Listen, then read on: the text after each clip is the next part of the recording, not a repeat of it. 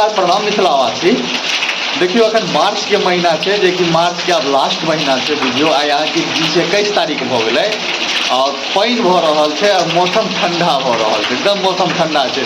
ताहि दुआरे हमहूँ साल भरि लेने छी और अहाँ देखबै जे पानि कते जोरसँ भऽ रहल छै, राइतेसँ पानि भऽ रहल छै।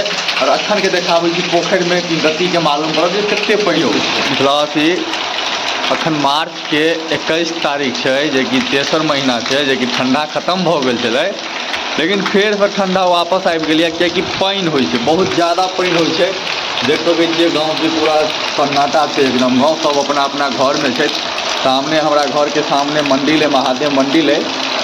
देख सकै छियै कते जोरसँ पानि भऽ रहल छै। एहि दुआरे कि पानि के जे सिचुएशन छै से बहुत स्थिति गड़बड़ छै। सुनऽमे आयल है जे कि 3 दिन तक एनाहिते पानि होबैत रहत, लाइन ताइन सब कटल है, पूरा लाइन के महामारी चल रहा है। कल राइते से लाइन कटल है, अखन तक लाइन नहीं एला, मोबाइलो नहीं किनको चार्ज छै।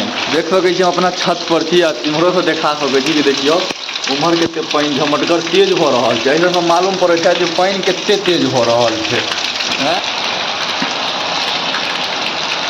देख सकै छियै पानि के जे सिचुएशन छै बहुत स्थिति गड़बड़ छै। पूरा गाँव सन्नाटा बुझाइ छै, हर जगह से गाँव सन्नाटा बुझाइ छै।